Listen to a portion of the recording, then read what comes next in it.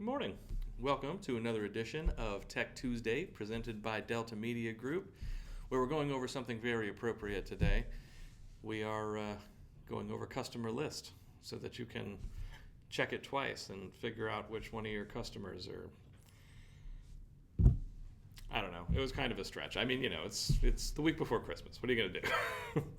All right. So, customer list. We really are going to go over customer list. We've added some things to it, and it does a lot, so I wanted to get into it, kind of take a look at the different things, so that you can see where it is, how it works, and some of the things that you can do with it. So let's go into the DeltaNet and take a look. Now to get there, I'm going to go down to Customers, and then Customer List. Now what this page does is it allows you to bring up all of your customers based on whatever criteria you choose in the filters. And then from there, you can even go as far as opening all those customers in bulk and then performing some different actions from there. So first off, we'll go over the filters, just kind of take a look at those and see the kind of things that you can do there. So first off, you have activity, and this is all exactly what it sounds like. Customers with recent activity, who've been on the site recently, who've created their account recently, or who've made a request recently, like recently asked for a showing on a property, things like that. And you can choose these date ranges to be whatever you want. So it doesn't just have to be recently, like last 90 days, last 60 days, though we have presets for those. But it can also be date ranges. So you can say, I want to look at everybody that created an account between January 1st and March 31st, or whatever you want. So that's kind of the beauty of the way that these are fashioned out here. Now for last activity, in addition to choosing the frequency, you can also choose the type of activity. So you can say, just show me customers where I recently sent them a home finder email. So these would be customers that just recently received a saved search email. So I would choose home finder sent and then say last 30 days, for example. So you can look through all those and see what your different options are as far as how you filter customers with that. Customer info is what it sounds like. This is things like name, email address, phone number, keywords. The customer status is also in here. And whether or not they have a market watch or a saved search is also in here, which is kind of handy. And even birthday. So, you could filter customers on, say, everybody that has a birthday this month, and then open them up and go through that list and contact everybody who has a birthday coming up. If you wanted to send them like a personalized e-card, or just send them a personal email, anything like that. And next we have groups and labels, which is exactly what it sounds like.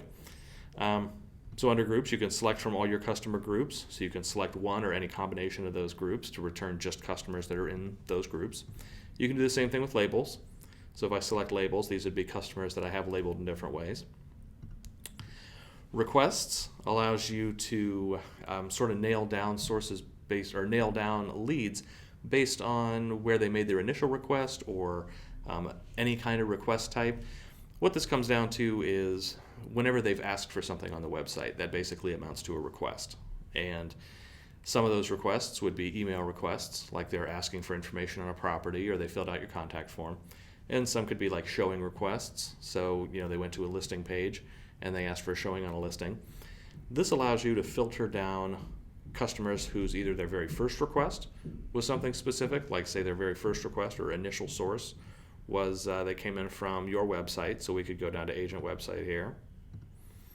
And for request platform, this gives you a few options as far as kind of an overreaching request type. The point of this is I could choose company website here, and then I could say request source contact form. So that would be anybody that came in from the company website by filling out the contact form. And in your case, a lot of times if they're being assigned to you because of that, that would mean that they selected you as the agent they want to work with on that form. So it gives you a lot of options as far as how you can narrow down which customers you'll see in this list. Now we also have some options here for even the lead referral source, and what that would give you is if you have any customers where we've recorded that lead having come in from a specific source, like maybe they got to your website from Facebook and then made a request after that, you would be able to see Facebook in this list and narrow down just those requests that came from Facebook. So that one's not 100%, but it does pretty well. It's pretty close. So it just allows you to better segment your customers based on not just the kind of requests they made, but also where they came from. And the better you can segment your list out, the more effectively you can market to them. So So that is what that is for. Now also I'll mention that you can do both processed and unprocessed requests here, or you can filter to one or the other. And what that means is if I wanted to use this list to see only new requests that I haven't processed yet, I could do that here, or if I wanted to filter those out, I could do the same thing. So, so you have a lot of options there as far as how you can filter out this list of customers. Next, under Viewed, this is a relatively new feature. What this is doing is it's looking at the properties that all of your customers have viewed. And you can see this is basically like a property search form. So you can fill this out, and what it will do is return a list of customers that have properties or have viewed properties that match whatever search criteria you put in here. So that allows you to really fine-tune this list and say, you know, I had a new property come up in this market. So say Canton, Ohio, and it's, you know, whatever the price range is. 3 bedrooms, 2 bathrooms, 2,000 square feet. Like, this is the property I just had come on the market. I want to see all of my customers that I think might be interested in that property. I could go in here and I could enter a price range around that new property that came on the market, return all the customers that have looked for a property similar to the one that I know that is now in the market. I could open them all in bulk, and then I could send them an e-card for that new property that just came on. So the whole idea is I'm segmenting my customers down to only those that I think will be most interested in this thing that I have, and sending them out the information I need to, you know, really fine-tune the kind of listings I'm marketing to them specifically, you know. So that's given me more relevant information to them, which is going to help me engage with them better. And ultimately, you know, I'm showing them the kind of property they're looking for. So that is going to make it all that much more likely that, you know, they want to see the property, and ultimately they buy the property, right? So that's what you can do with this Viewed dropdown. Now the next thing we have here is assignment. This is for some kind of specific circumstances here, mostly for team accounts. So if you have a team account and you're going in here and you're delegating leads to your team members, you can use this to look at all the leads that you've delegated to a specific team member. So I could click on this, I could select the account that I've delegated to. Now right now, I'm on a personal account, so if I, from my personal account, had delegated a lead to the team, then that's the only thing I can check. But if I were on a team account, it would show all of the team members here.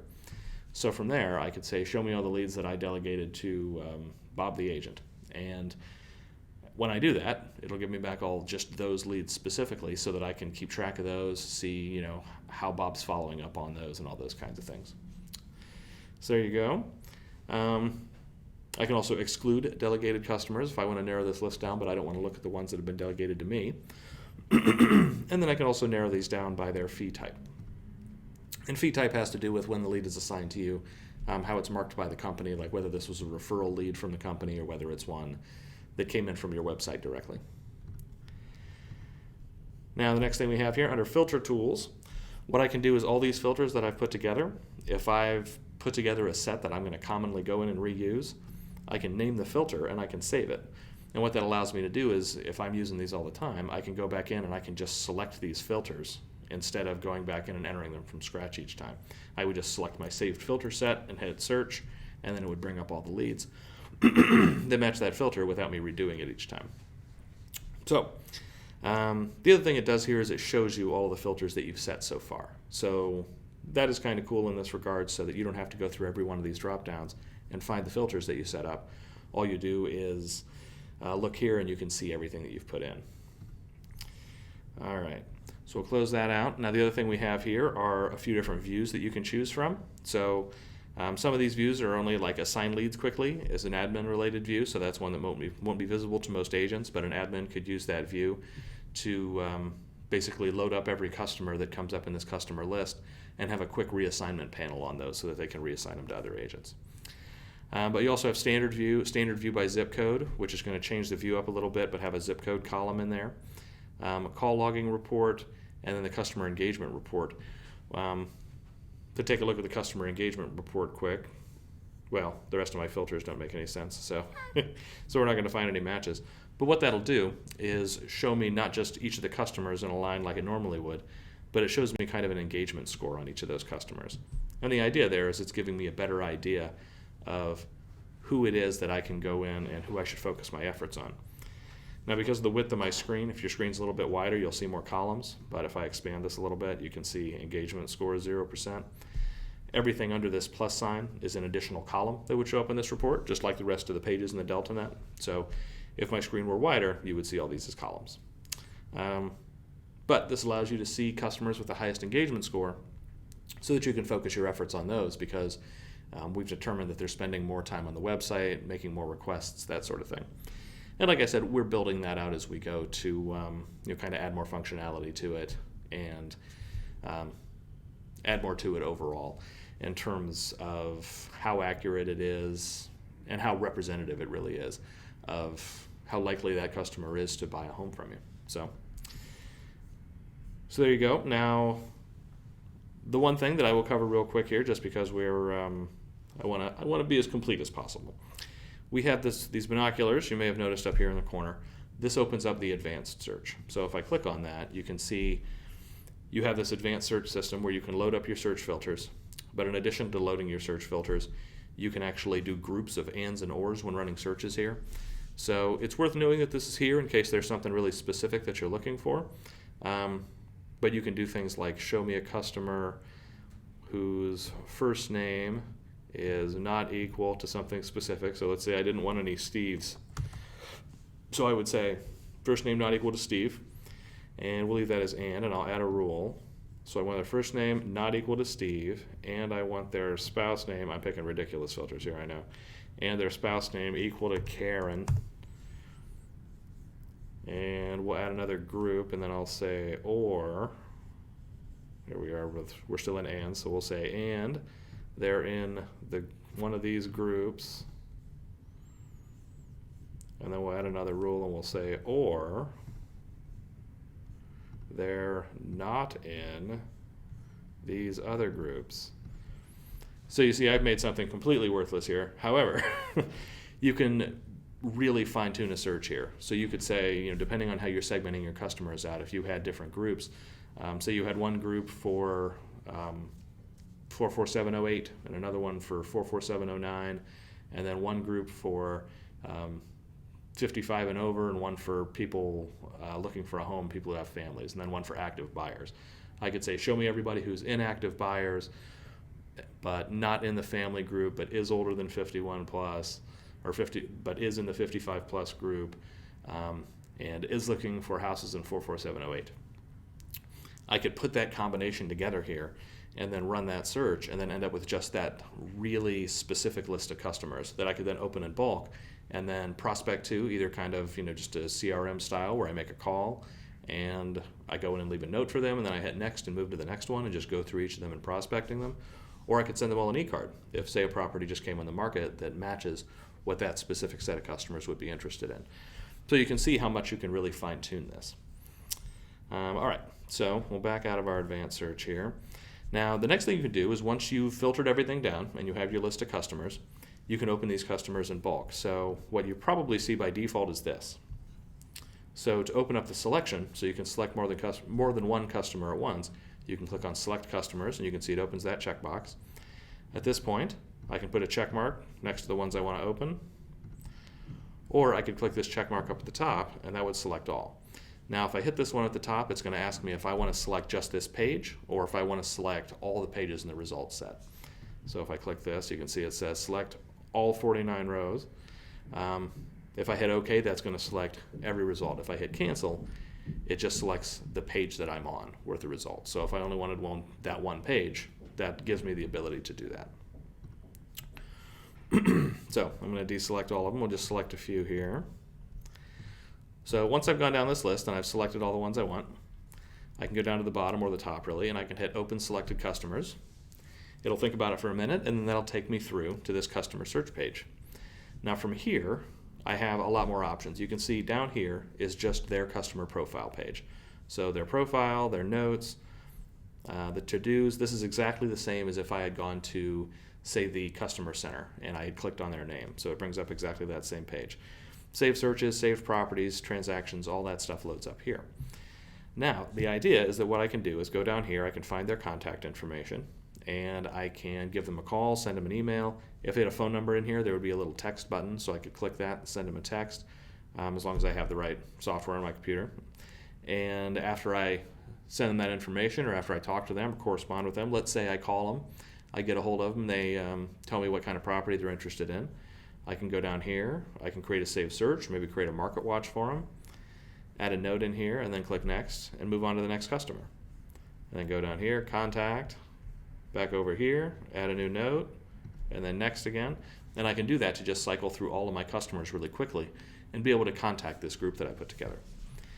Now the other thing I can do is if I don't want to either contact them one at a time like that, or if I'm loading them up in bulk for a different reason, or if I've finished contacting them all one-on-one or one at a time, I can go in here and I can send out any kind of mass communication to them as well. So if I click on this send communication, I have the option of sending an e-card, an e-blast, or creating a mail merge for all these customers. So let's say I went to, well, we'll go back to these. So I can create those mass communications. Now I can go over here. I can also attach to a specific list. So we have a saved search list here. I can add them all to a group or remove them from a group. So I can go in here and just say I want to put all these customers in group A. If I click add to group, it'll put them all in group A. Or I can also remove them all from a group. So I could select that group and hit remove. And what it'll do is just go through every customer in this list, and if they're already in that group, it'll take them out. If they're not in that group, it won't do anything. Same deal with add to group. If they're already in the group, it won't do anything, but if they aren't in the group, it'll put them in it. So it just allows me to open up customers in mass and put them all in a group at the same time. Now I can do the same thing with labels, and it works exactly the same way. I would go through here and I would select the labels I want to add them to, which could be particularly useful for pipeline labels. Say you've just imported your customer database and you want to add them all to the pipeline for Pipeline Manager. You can go in here and say, okay, I've selected all my prospects, so I'm going to open them in bulk. So now I'm going to go over here and hit prospect and then add labels, and that's going to attach the prospect label to every customer in this group. And same deal, I can remove them as well. So, and it works exactly the same way as the groups. Now, for send communication, if I click over here, just to give you an idea, these all work in roughly the same way, but what this will do is open up the e-card system. Do you want to send an e-card to these customers? Okay. So you can see it loads up the e-card platform. And now in here, I'll just select the e-card template that I want to use. So we'll go down and pick one here. There we go. So now it lets me select my property, and now I just go through the process of creating an e-card.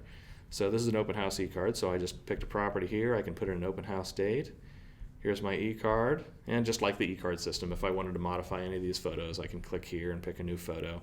So I have all those options there. I can customize anything that highlights like this, again, just like if I had gone in under customers and e-cards and flyers. And then once it looks the way I want it to, I'll go down here and click send e-card.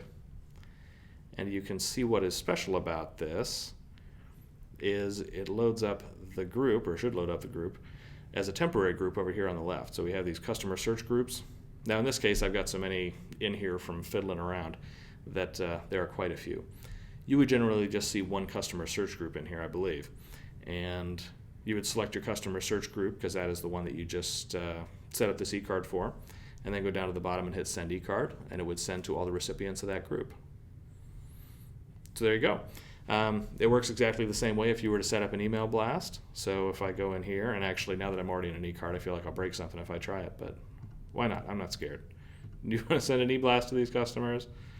So there we are, loads up email blast, and then you can see group, customer search group, filled in there automatically. And now I would go in and just set up my email blast the same way I would as if I had gone to customers and e-blasts. And then email merge works, or not email merge, mail merge, because the point of mail merge is that it's not email, works the same way. So there you have it. So that is customer list. That is all the new things that you can do with it now. You can see how you can really segment your customer database this way, or if you have them segmented, you can really sort of curate these really specific lists of customers and then market to them in ways that is going to speak to them, or market to them in ways that will speak to them. I like that. Let's go with that. So there you have it. So thanks a lot for joining me, as always. Have a fantastic Christmas. I guess that's not really